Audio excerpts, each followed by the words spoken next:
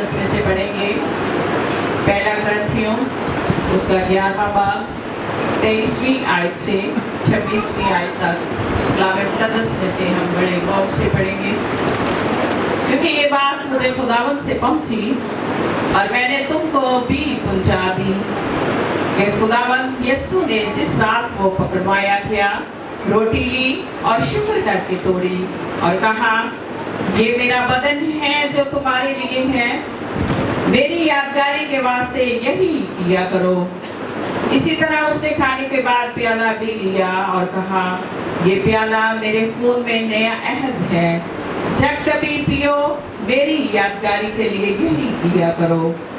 क्योंकि जब कभी तुम ये रोटी खाते और इस प्याले में से पीते हो तो खुदावंद की मौत का इजहार करते हो जब तक वो ना आए। सब कहिए आमीन। और जैसा कि आप सब जानते हैं, आज हम होली कम्युनियन को पाकशाह की इबादत में, खास इबादत में आज शामिल हैं। तो अशायर बानी ऐसी मुक़द्दस रस्म है जो इब्तदाई कलीसिया ने उसका आगाज़ किया, और अगर हम देखें तो जो पाकशाह की रस्म है ये पहली सदी से शुरू हुई है।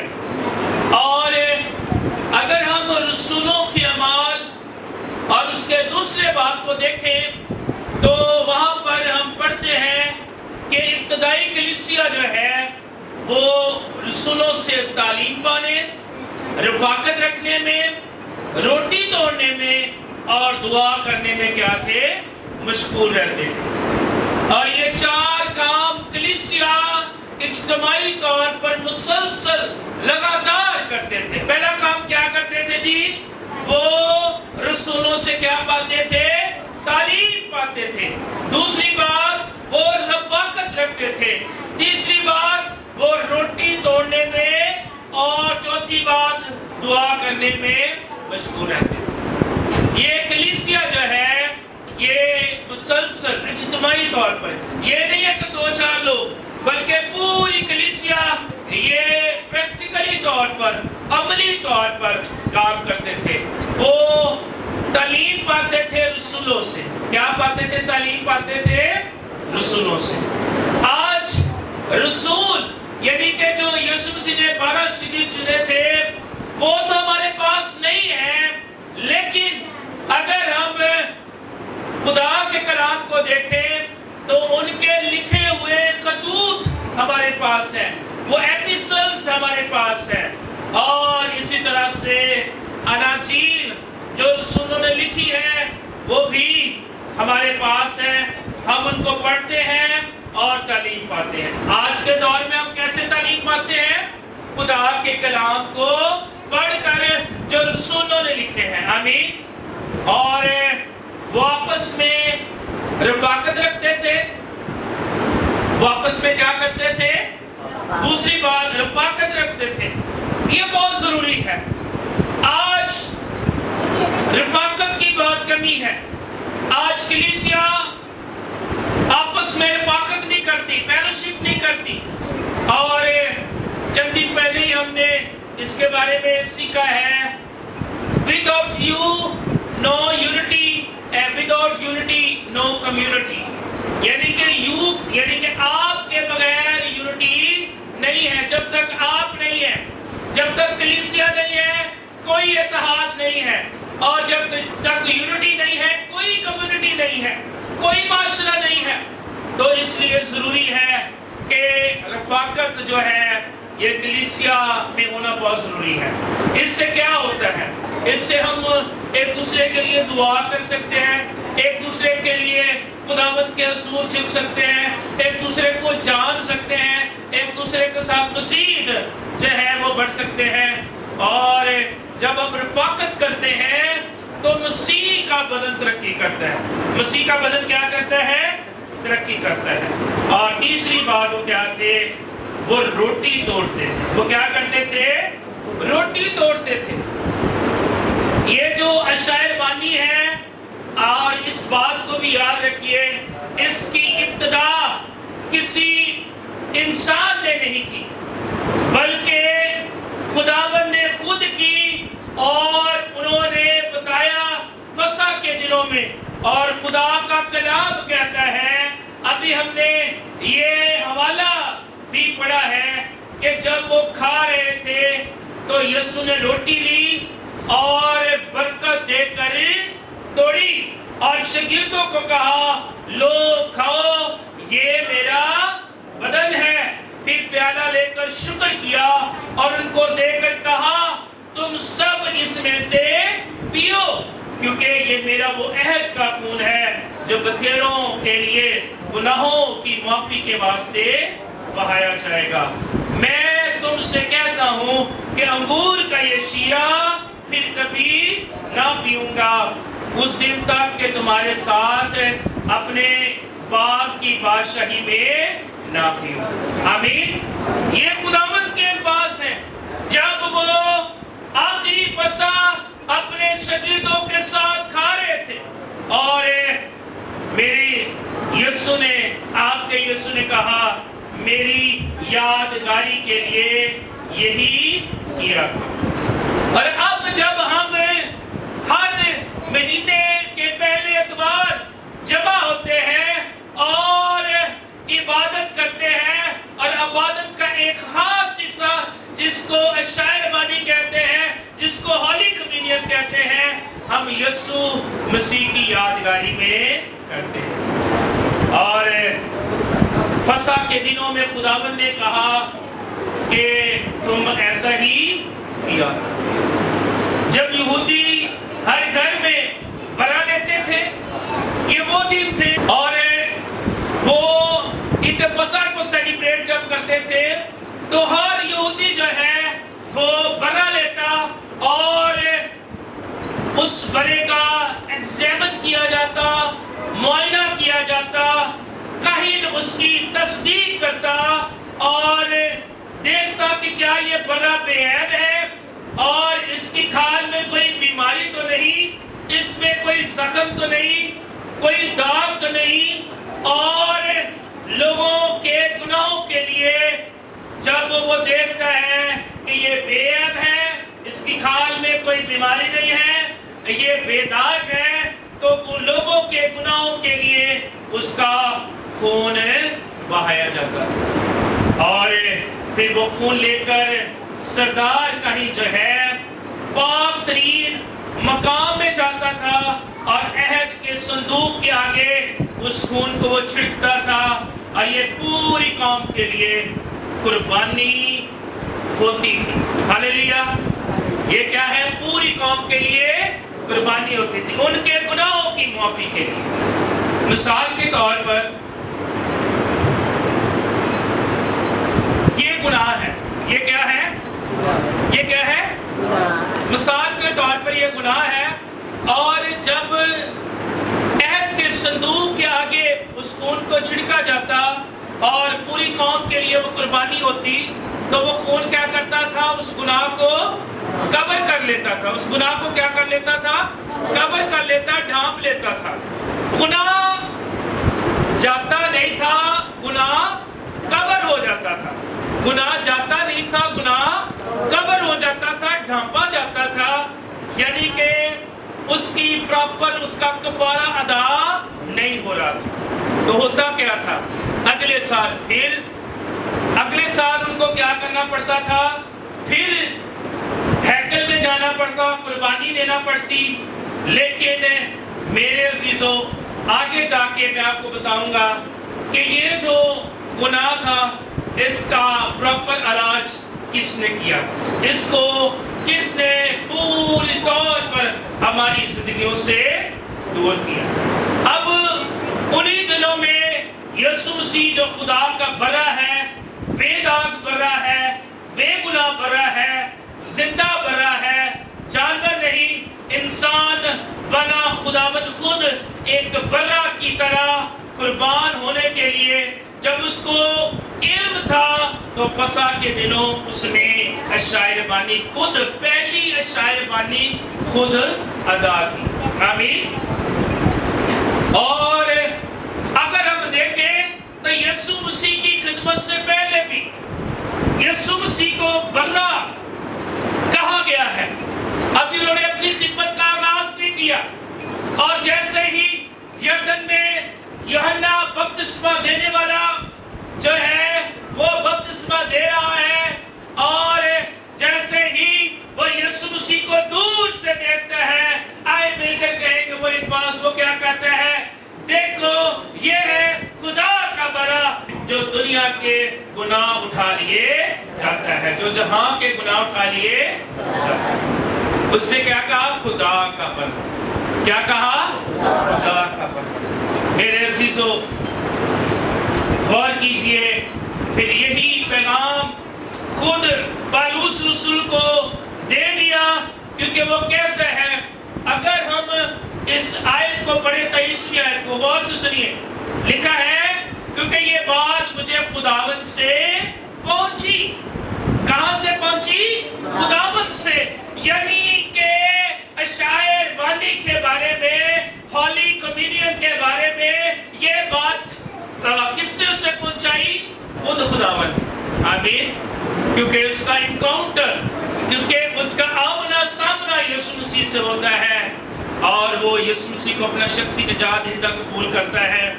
और लिखा है, ये बात मुझे खुदावंद की तरफ से पहुंची कि कलीसियाओं को लिख कि शायर बानी जो है, जब तक वो नहीं आ जाता, यानी यीशु मसीह की यादगारी में यही किया करें। आमीन। और ये शायर बानी की रस्म जो है ये जारी रही, और इसको हम पाक शराकत भी कहते हैं। इसको हम क्या कहते हैं जी? और हर महीने के पहले इतवार हम इकट्ठे होते हैं और हम इस पाक मेज में शामिल होते हैं। और अगर हम देखें तो इसको यूनानी में यूखरिस्त भी कहा जाता है, जिसका तर्जुमा है शुक्र करना। जिसका क्या तर्जुमा है?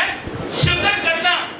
यानी कि उसने हमारे लिए सलीब पर जान दी है, इसलिए हम शायर बानी में इकट्ठे होते हैं, फिर हम पाक शराकत करते हैं, और हम इस बात का शुक्रिया अदा करते हैं कि जो मौत मैंने और आपने अपनी जिंदगी में ले ली थी, यीशु मसीह ने हमारी खातिर अपनी जान दी।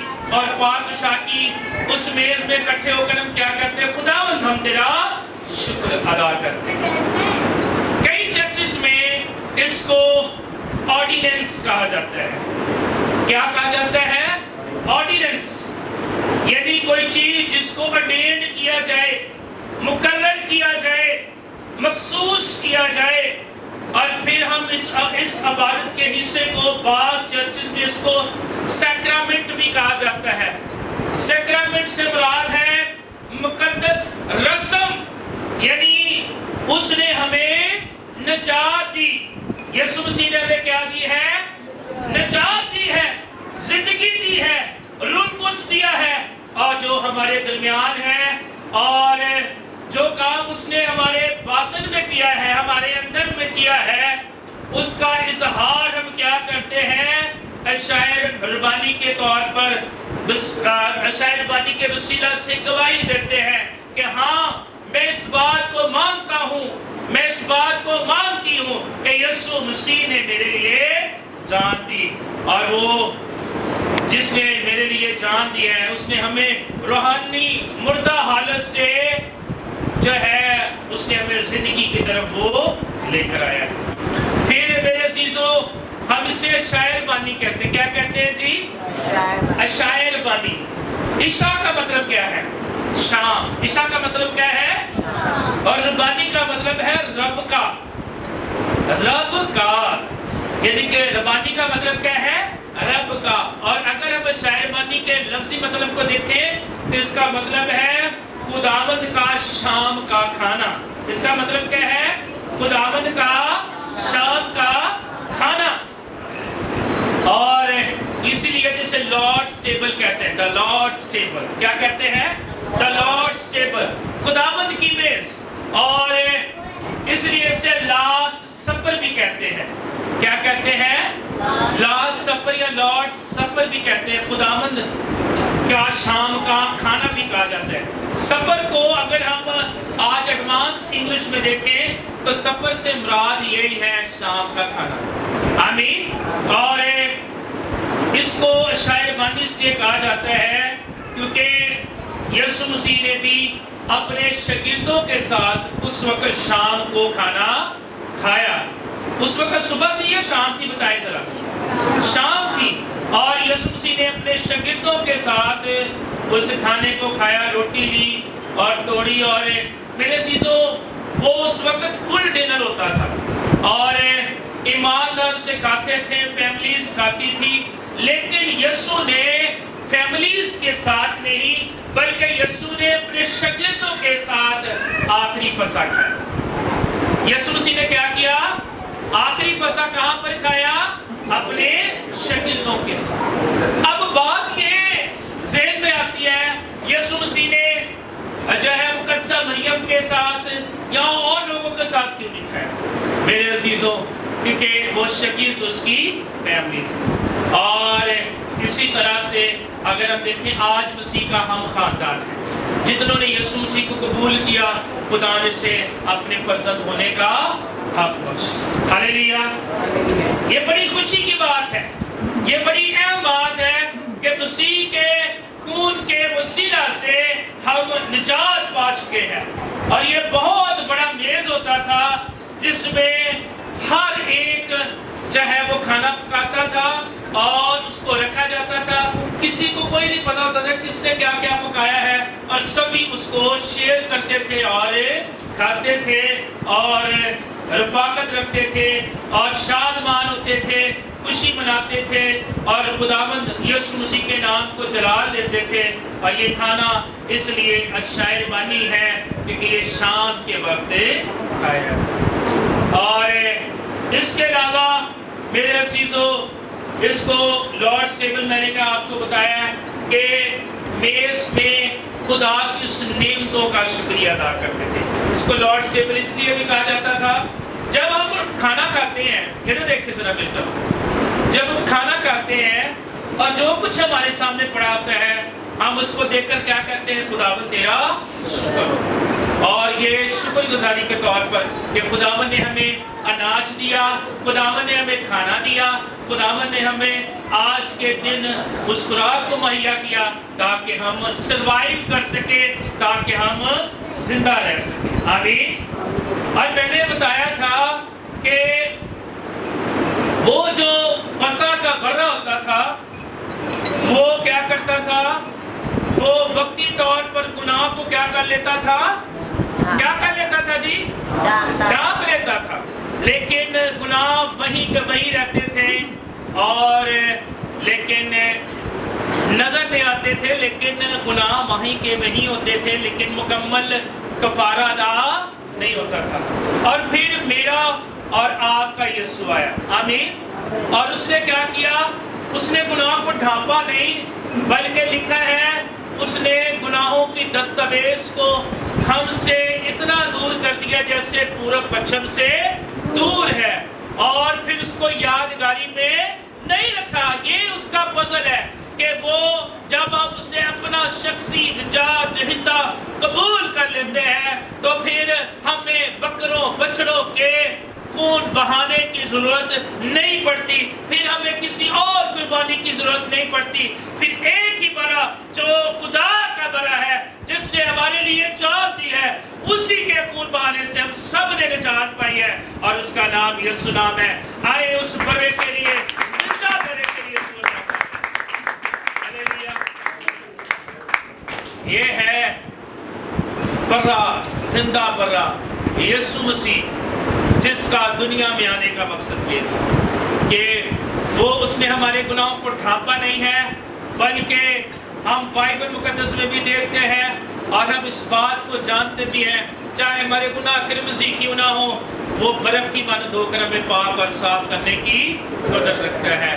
آج اشعیاء بانی کی اس عبادت میں میرے اور آپ کے لیے یہ پیغام ہے، اس برا کو اپنی زندگی میں لیجئے اور اس برا کے خون کو اپنی زندگی میں لیجئے، تاکہ آپ ہمیشہ کی زندگی کے وارث ہو سکے. آمین. خدا اس کلام کے وسیلہ سے آپ کو برکت دے.